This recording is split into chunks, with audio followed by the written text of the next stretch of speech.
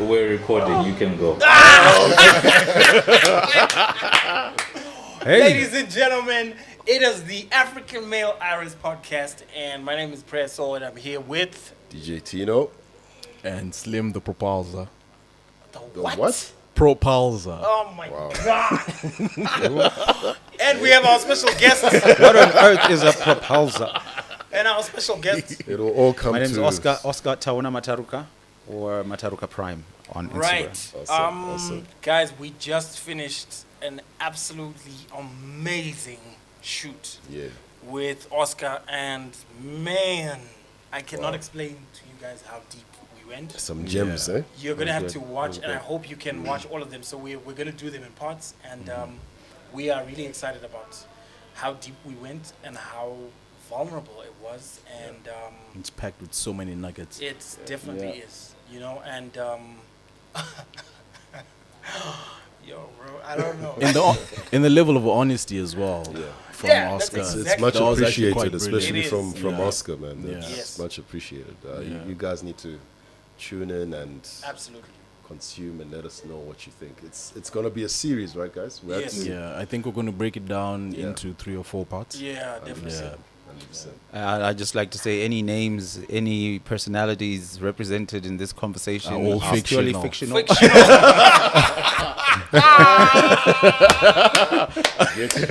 Guys, that's why I'm telling you, you need to watch. So please watch this first one. Let us know what you think, and get in touch with us. Any reactions, comments, please send them. Voice notes, videos, whatever it is you'd like to say, please connect with us on our WhatsApp number or on any of our social media platforms. But thank you so much, and we'll catch you on the next one. 100%. One. Yeah. Cheers. As long as I'm alive, I'ma make a plan. The motherland, the African man. Long as I'm alive, I'ma make a plan. Strongholds to break, got long walks to take. Got no votes to make, we don't bet, we pray. Hey, African man, yeah. African man, yeah. Hello, ladies and gentlemen, and welcome back to the African Male Iris. Thank you for joining us, guys. And the fan base is really growing. Subscribers are growing. We're very appreciative of that. I am DJ Tino. This is Slim with the shades on.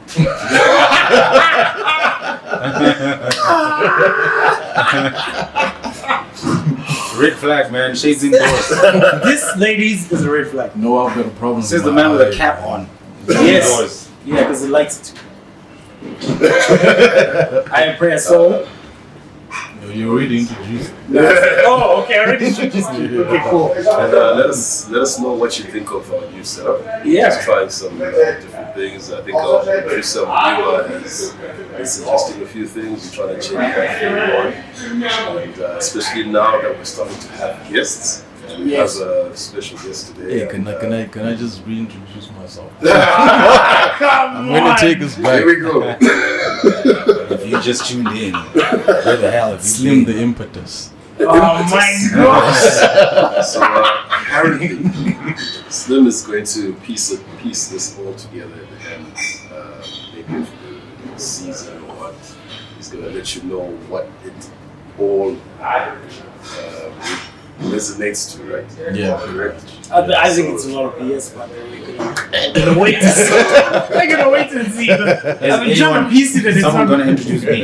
It's not making sense to What me. is coming here? Talking about guests and what, and then like All right, we've got our brother here. But our guest wants to be introduced before we are ready, so we're gonna make him wait. Do you know what you were saying? So you already know whose friend he is, right? But anyway, maybe let me introduce the topic first. Right. Today, I think we're going to have a discussion on divorce. You know, there's been an alarming rate of divorce, especially across Africa. And it's something that I think as African males we just thought to discuss today. And there's actually been a few of you that have actually requested this topic. And I think just to start it off, I will mention the 13 most common reasons for divorce. Right? I'll just list them. Then I think as we are going through the podcast, we're just going to go through them in detail. And I think our guest as well has got a story to tell concerning this topic. And the reasons for divorce are, number one, infidelity. I'm not sure if it's any specific. Yo, bro, it already sounds like it's in order, like it's in the correct order. Well, just to say, I have nothing to say about that. Like, I had no story to tell. Yeah, okay. We'll find out. So we've got infidelity, we've got too much conflict, right? And there's lack of commitment, lack of emotional and physical intimacy, communication problems between partners, domestic violence, that means abuse by a partner, and addictions, which is alcohol, drugs, gambling, sex addictions, absence of romantic intimacy and love, one of the spouses not carrying their weight in marriage. That usually means the man. It never means the woman. Not carrying your weight means the man. Yeah, half of the time the man is the one that's carrying the weight. Definitely. So financial problems and debt, you know, if you were financially stable, Right. some things happen. That should have been number one, man. It should have been number one. The money Some should people be don't stay for that. Right. And I guess you then kind of see what someone was there for initially. And lack of shared interest and compatibility between partners. So there's just some of the common. I feel like most of those things lead to infidelity. Yeah, I think Yeah, infidelity pretty much, is kind of like That sounds like a confession. That sounds like a confession. I've never been married. I think maybe it's because infidelity becomes a result. Yeah, But anyway, it's always. we can introduce our guest now. yeah. Do you want me to do? I think you can. Okay. Our guest today is one of my best friends, and I've known this guy for. One off. Sorry, we've got It's some. getting a little bit jealous. We've got some relationship problems. That we're going through. You need to fix bro. your relationship. I'm out, bro. We need counseling after this. yeah. Yeah, let's put our hands together for Oscar Mataruka. I put my hands together. Yeah. And Oscar and I have been, we've been friends for, I don't know, We got like a bit of 15. bromance going. I think, 2007. 2007. So that's a long time, yeah. And we've gone through like a lot, So when we decided to sort of delve into this discussion, he was the first person I thought of because Oscar's very, honest and open, as you guys will find out. He can be very blunt, like painfully so. And I'm his friend, I know, because. So we are going to be able to ask him like how this goes, because Slim has been married. He's not married. And every time I do that, so like, Why are you exposed? I've been married for 9 years. Tino's been married as well. So Being married I need a place to not sleep. going well, guys. So yes, I think the perfect place to start is Oscar. We've listed the 13 most common because naturally people will, for a topic they don't know or something that they're not sure of, before they go to someone who's got real life experience, they're going to look for a list somewhere. They're going to Google it, they're going to find it on Instagram and whatever. And if something resonates, they're going to be like, oh, okay. So I guess what we would like to know to start off the discussion is, as someone who's been there, which ones of those would you agree with or disagree with or would like to comment on? And which ones would you say maybe are an exaggeration or the result of something else? But maybe before, we should give a chance for Oscar to introduce himself. Yes, and tell us a little bit about it. Or yourself. Yes. Okay, well, I mean, I don't know how to tell a little bit about myself. Oh wow, because you're so much. because you're so great. Wow. Yeah, my name is Oscar Taona Mataruka. I'm at Mataruka Prime on Instagram. He knows how to sell himself. I am first of all a father. I believe I was a father before I was a biological father even. And I am an entrepreneur second. Yeah, all those other lovely things, brother, son, but I love people. I just love people. I love the relationships that I'm in, the friendships that I've got. And the relationships is general. Because he said, I love the relationships that I've been in. Guys, just get used to this. Like this. I'm definitely saying your girlfriend's It's terrible. So I currently run a furniture business. I manufacture custom furniture, the best in South Africa. It's called Loungin. Loungin at Loungin SA is where we're at, and he's promised to sponsor us with a nice table. absolutely, yeah. Oscar, we're expecting some furniture from Yeah, so London. set design is a thing. We just do staging as well. So yeah, this. I mean, I was looking at this already, thinking, okay, how can we improve this and that kind of thing. But yeah, definitely something to look into. What else do you do besides that? I am an event MC. I am a presenter. I come from a broadcasting background, but my qualification is electrical engineering, and I'm a farmer as well. That's a whirlwind, man. So, That's a like I whirlwind. said, it's a lot, and there's pros and cons to it, right? The biggest con is when you do so much, when you spread that thin, you're not likely to make money early, right? I've only started making money like now in my late 30s, and that's a very big problem. And I think that's podcast worthy on its own. Yeah, definitely. And we should talk about that at some point. But I guess as long as you get there, right? Yeah, that's what's important. Yeah. So I didn't know. I want to put it out there. I didn't know I was here to talk about divorce. I thought I was hanging out with the guys. And now I'm the the divorce whisperer. Wow. My God. This may not be your last episode. Let's just put that out. Absolutely.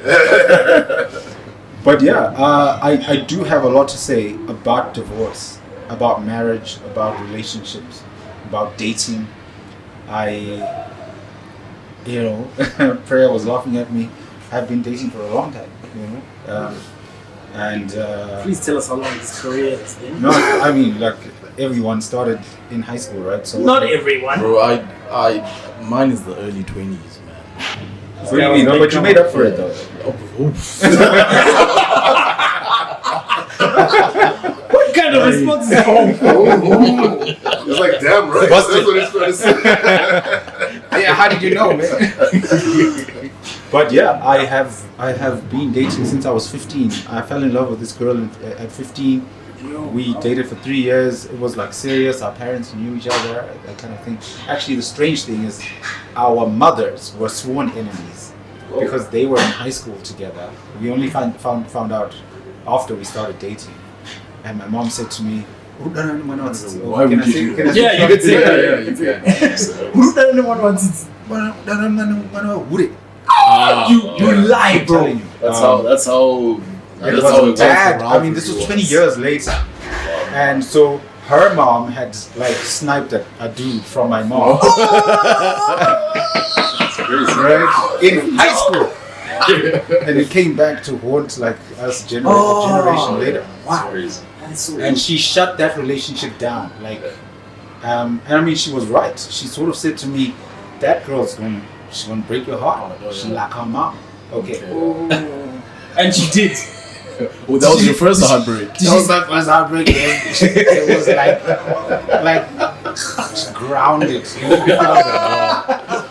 Of course she did, bro. Because you just said you were 15, and I was like, ish, that's a little too young. And then you said it was serious. And I was like, whoa, Whoa. that's too much. Yeah. And then you said our parents knew each other. I was like, whoa, bro. sounds like society on me. Yeah.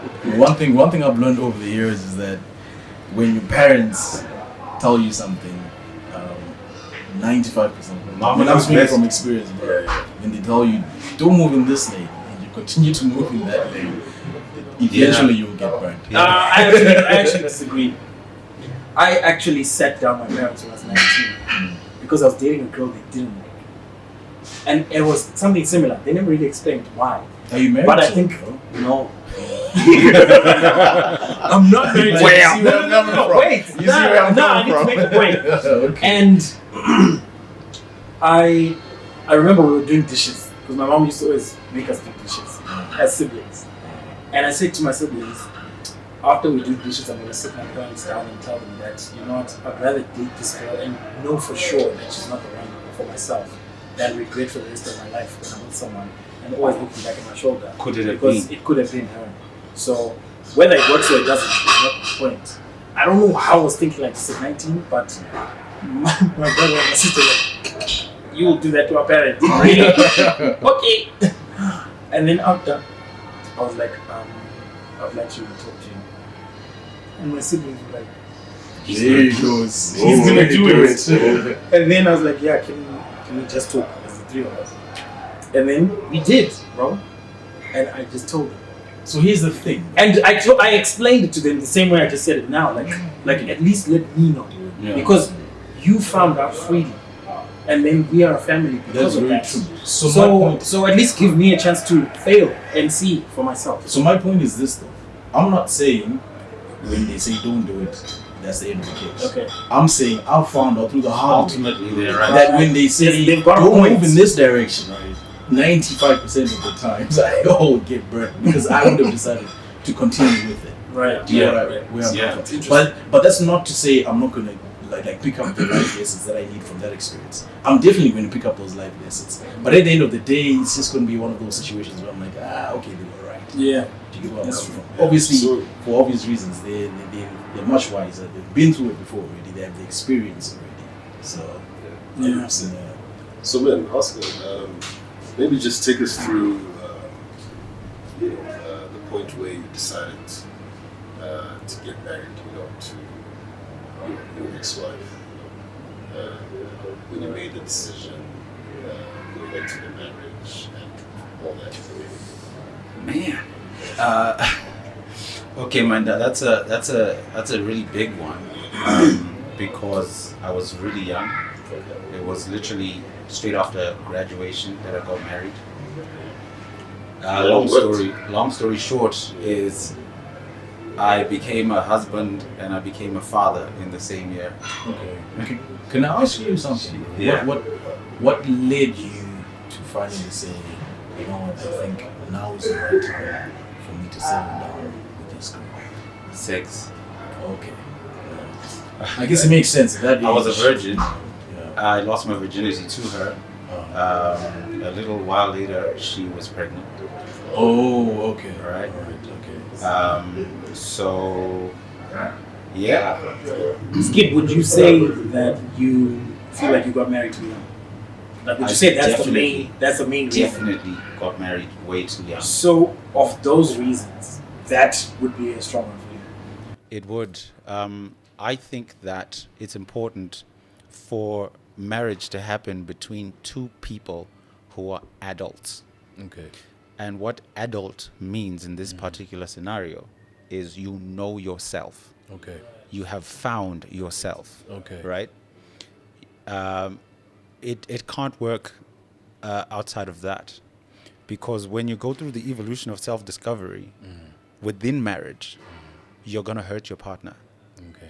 Either you're going to transform into something they don't yeah. recognize or that they Yes. didn't sign up for Yes. or whatever. Yes. But the point is, when marriage happens, it should be between two whole individuals who are not seeking to find completion in the other and that kind of thing. So when you go into it at 24 with no income, no career, no nothing, just you graduated last week, you know. Was it also coerced? Were parents involved? Was it one of those? Because this has happened, now you need to make a marriage out of it. I actually kind of want you to narrate your experience. Okay. Without us asking, just narrate your experience. Yeah. And maybe we can come in at a point where you feel like you've narrated all you want to share. Right. So I actually think to touch on what Slim just said, I actually think the absence of parenting was a key aspect. Okay.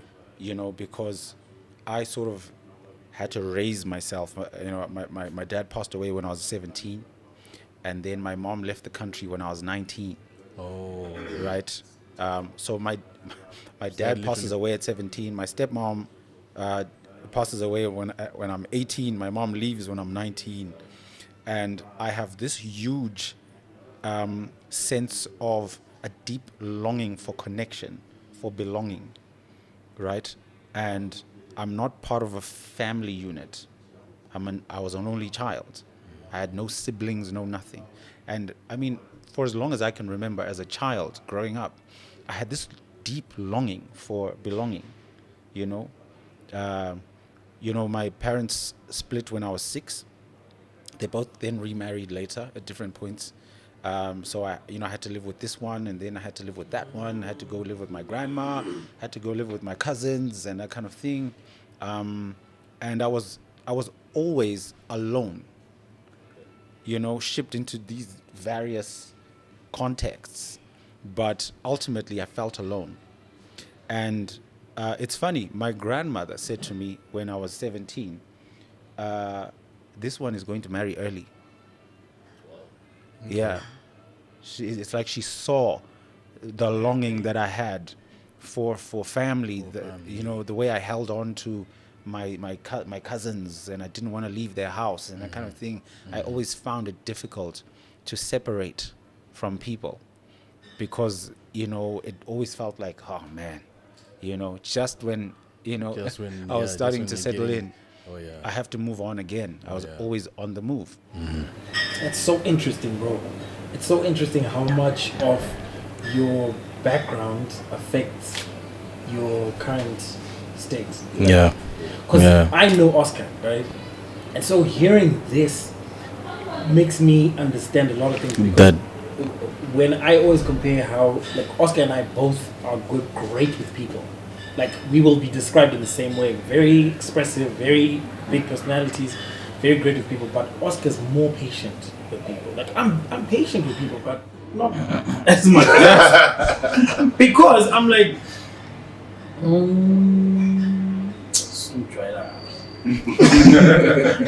I quickly get to that point where I'm just like, you know what, I don't need this.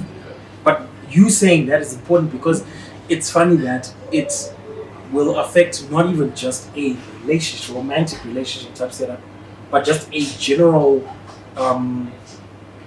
approach to relationships. And if you feel like this is my friend, then you're going to keep him as your friend because that's become family. Yeah. And that fills that gap. Exactly. And so even if this guy starts acting like a fool, you're going to be like, no, but it's family. Yeah. Yeah. And now you're like, Vin Diesel. Family.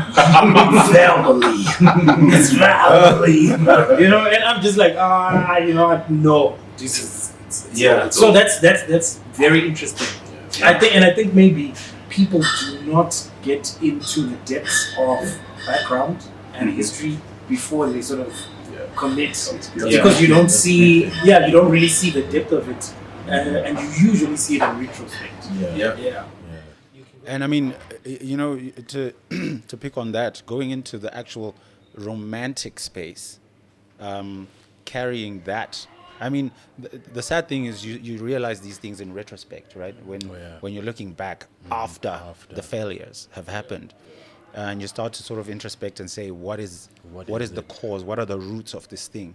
And you actually discover that your choice and my choices in women early on were always the warmest girl around, who felt safe, right? The girl who I felt like I would be her only choice. So she wouldn't leave. won't leave. Oh, Because, yes. you know, I always, like subconsciously, there is a history, a hardwired expectation that they will leave. Oh yeah. My dad left when I was 6, you know, and I started living with my mom only. I didn't see him for 3 years. I saw him for the first time when I was 9 after that.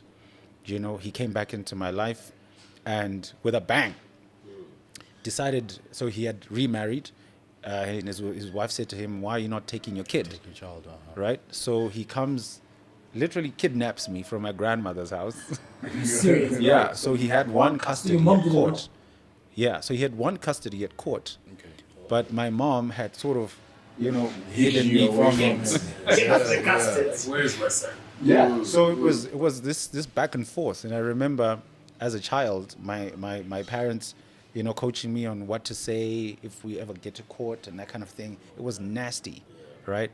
But that aside, what happened was because he left and then came back, and even then, like when I was 6, my mom was 26. She had me when she was 20.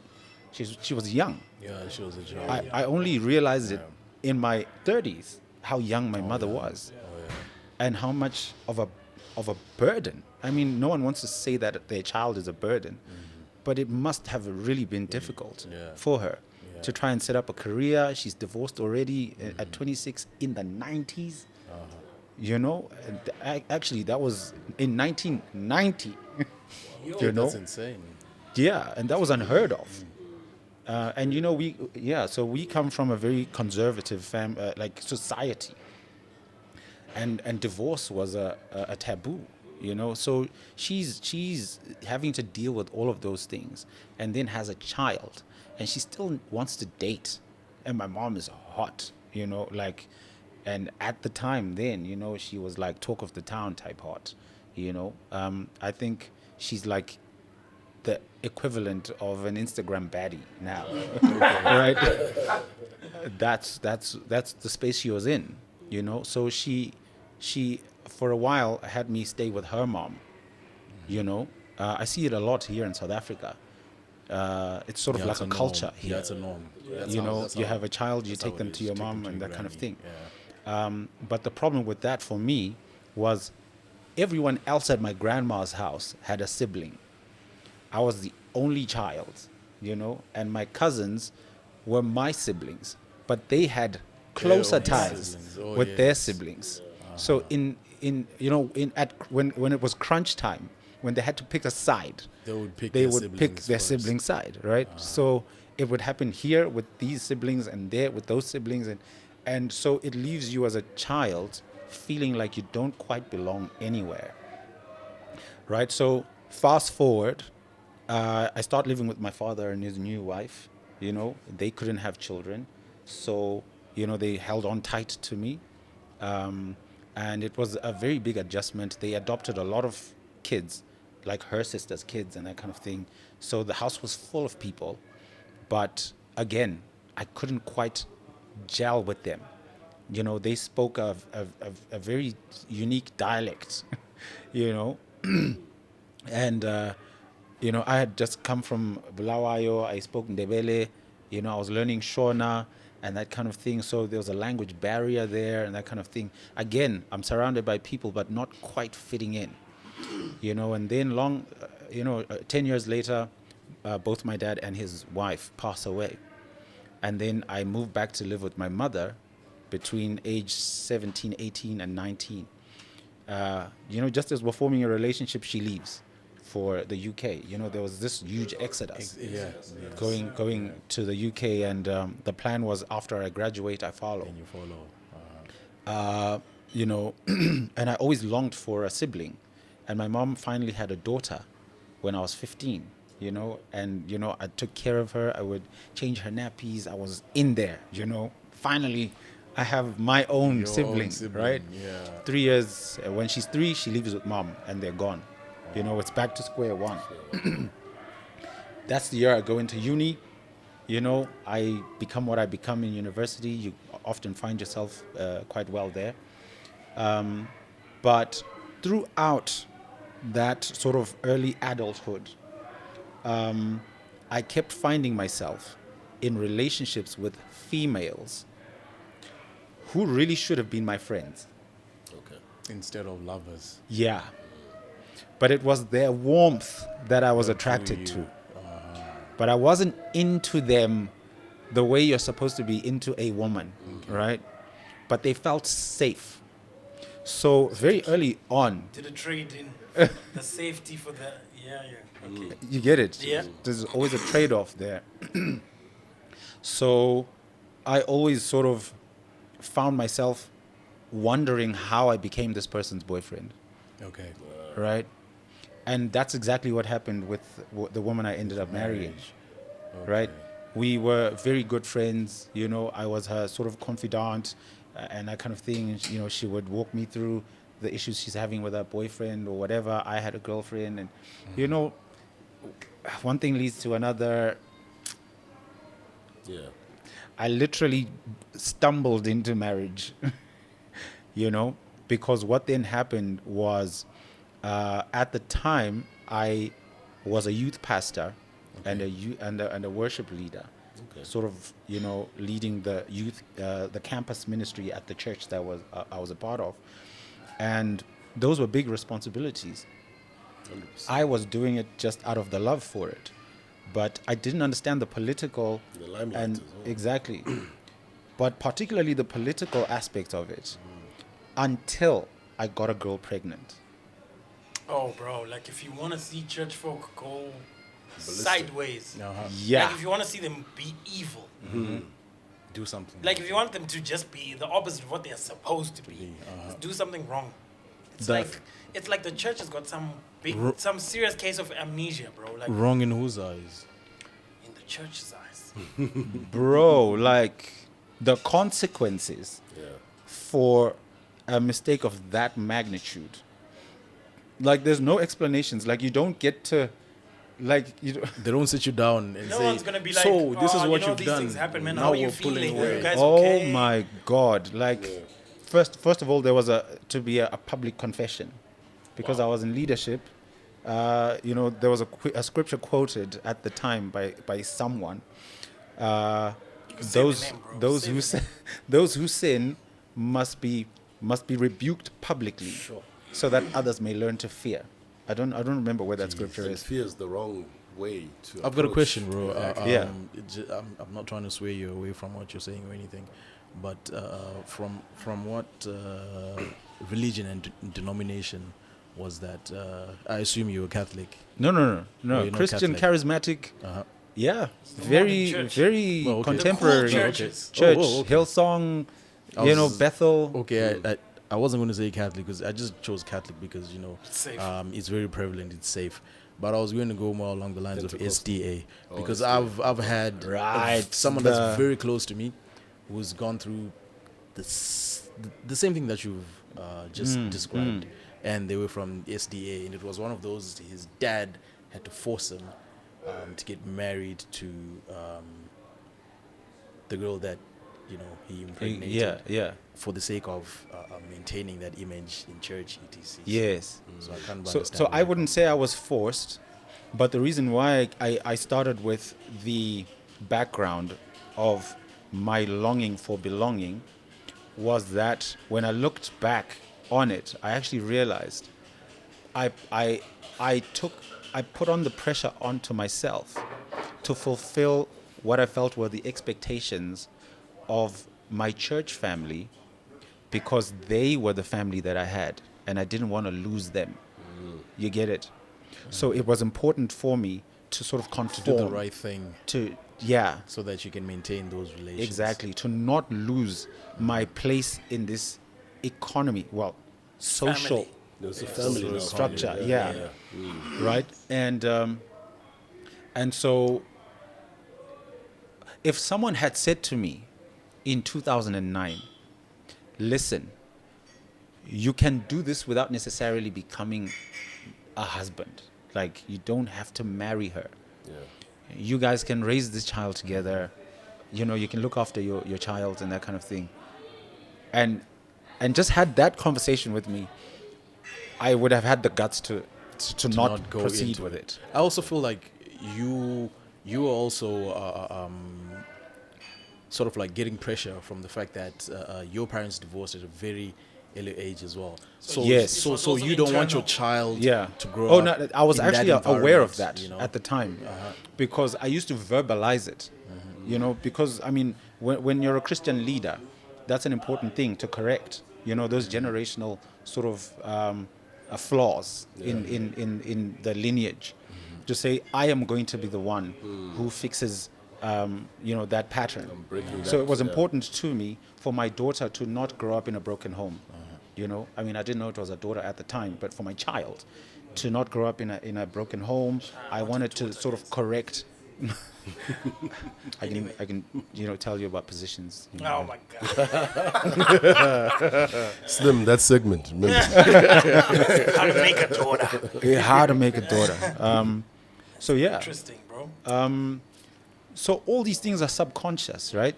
And I mean, some of them you're aware of, but really, by and large, they are subconscious. The way that we show up in relationships, the way that we either reject or hold on too tight or whatever, are really about the neural pathways that have been formed in your childhood. Okay, I have a question, Skip. So we get a lot of people who Fly there, bro. Oh, we get a lot of people who are in different situations when it comes to dating and marriage that tune in to the show or communicate with us. And my question would be, you are explaining it very clearly, and it sounds like you've had a lot of time to sort of be very, self-aware and understand who you were at this time, why you did the things you did, and how your background affected your decisions and whatnot. So my question would be, at what point do you feel like you got the right level of self-awareness for you as an individual and in retrospect to everything that had happened in your life? Because I feel like a lot of people only seem to get to this level of self-awareness after the fact, after the dating, after hurting other people, after going through what you go through, and then you sort of learn. But I feel like the more we get to have these kind of conversations, Slim is not going to look at marriage the same way as you did when you decided to get married. Yeah. Because he's heard this story. Right. Right? He's going to look at it more with a bit more reverence because he knows the repercussions and because you're sharing your experiences, right? And I feel like it's so important for people to always take time out to get to a place of self-awareness for yourself. Mm-hmm. And people don't seem to get it because when we were growing up, people would say, don't rush into marriage. But that's all they said. Yeah. They never said why. Why? They never Why said not? Yeah, yeah. marriage is so hard, you're going to want to quit. And it's not a thing you should quit. Yeah. You know, they never said you're going to feel like you wish you didn't have kids. Because it's a thing you don't want to say. But like, I have 2 kids, and sometimes I'm just like, I always say this to my wife, like, guys, we've been married for 9 years. I'm like, babe, I think we had kids too early. Like, I think I'm too young for this. I'm like, guys, I'm 40. You're 40. I'm 40, bro. But I'm like, yeah, I think I'm too young for this. So I'm just like, guys, it's so hard. You know? But Yeah. no one says, guys, it's so hard to have kids. Sometimes you don't want them. You don't want them around you. People never said that. You know, like, I remember having this conversation with my mom this week. And I was like, how come you never said, bro? How come you never said it's hard to have kids? Oh, it's hard to be married because you said, Take your time. Yeah, take your time. You know what I mean? Yeah. And the thing that's never been said for me was the self-awareness. Like, take time to know yourself. So my question is, how long did it take you to be this self-aware? Because I've also known you during this time that you're talking about. Like, I've known you when you were going through all of these things. Right. And you are at your most self-aware now Yeah. than I've ever known you to be, Yeah. right? At what point did that happen? That level of self-awareness, or being able to know that, you know what, I was hurt, that's why I got into this, and I probably hurt my ex-wife in certain ways because I was trying to fill a gap that she couldn't fill. Yeah. Yeah. I mean, first of all, if you have this conversation with me 10 years from now, you will say to me 10 years from now that I am at my most self-aware ever. So it's a progression. There was no event. But it's not always like it's not always the case, because it's a choice to take time out. Yes, To be yes. self-aware. So you might regress. Some people do not do the work because it's a lot of work to Right. find that I see where you're self-awareness, coming from right? now, yeah. And it takes a lot of uncomfortable conversations. And I feel like some of the things I know about myself, I know Yeah. them because you're not afraid to have an uncomfortable conversation with me. Yeah. So I can come to you. Like, I call Oscar when I'm at my most emotional, because I'm like, I've got a bad temper when I'm like this, and I might mess something up. Let me call Oscar, because he's not going to be afraid of what I'm sounding like. Tell you how. But like if it you is. see me in that state, you might be like, whoa, I don't want to, I don't want that smoke. Yeah. But Oscar will be like, yo, bro, you just need to calm down, bro. Like, you're being rude. Yeah. You know, and then I'm just like, I'm being rude. What do Yeah, you mean you're I'm like, being what are you rude? Then he's saying? like, yeah, bro, like, listen to you. Listen to yourself. yourself. How can you say that? You want to say that to your mom? And I'm like, Then the self-awareness. yeah, comes you know, in, and then it comes, because then what then happens is, afterwards I'm going to have to sit down with myself and have the conversations. And I feel like a lot of people don't choose to Yeah. do that. Yeah. And I feel like that's why we have a lot of, especially nowadays, the divorces that we're having nowadays are different from the ones we used to have. Right. I feel like right now it's like a lot of people don't have that self-awareness, so by the time they get it, they start realizing, oh snap, man, I I've made a actually mistake. don't. Yeah. Actually, this I'm isn't actually actually- this kind of person, Yeah. and I'm really not happy with this kind of behavior. And these I traits I can't cannot st- live with. Yeah, Yeah, and it's yeah. a And I can't non-negotiable. stand it. Yeah. But it's a lot of work to get there. Yeah. You know, and I feel like what caused you to start questioning you? Right. Because it's one thing to sit down with someone who's divorced and who can just go and bash their partner. I Yeah. mean, I've got some friends who are divorced as well, Yeah. and some will just say, "Yo, this guy was just a piece of shit," Yeah. and then they'll list all the things that they did, and they never really come around to Talk what about their what contribution their was, contribution or if they was. even feel like they had a contribution. Yeah. And then sometimes you don't even ask them because you're not even sure if I should ask, because they might just flip. Yeah. So you just kind of leave it. And because it's also still something that you don't really delve into and talk publicly about, a lot of people don't do the work. So that's why I'm asking, what made you start looking back at your entire marriage and saying, why was I like that? Why did I get married? What did I need? What was I looking for? Who am I? What is missing? What is not? What am I okay with? What am I not okay with? What do I crave? Like, Yeah, at what yeah. point did you start having that kind of journey with yourself? Okay, so before I tell you what I did, there is a scripture that says, the entrance of the word of God. Youth pastor. Yeah, I was about to say we're about to get schooled here. Yes. The entrance of the word brings light. Right. It gives understanding to the simple, right? And there is an illumination that happens 100%. when you foster a relationship with God. And I feel like it's a thing that is discounted a lot, because for a lot of people, God is an idea, right? And doesn't sound practical when you introduce him into the equation. Like, come on, you know, like, let's be pragmatic. What actually did you do, you know? And I think what I then did was, and is even now, a function of that, you know, that internal illumination, and the, you know, the vulnerability. And I think of myself even now as a vulnerability influencer, right? I don't think we have enough of those people who are able to lead with vulnerability. And the way to lead with vulnerability is to be vulnerable yourself, to lead by example, right? So instead of telling my children that they should be sorry when they hurt someone, I show it. I show it to them. I have said sorry to my son, to my daughter, so many times, you know.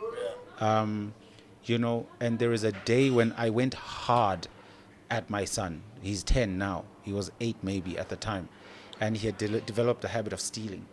And I didn't know where it came from. And I was so disappointed in him.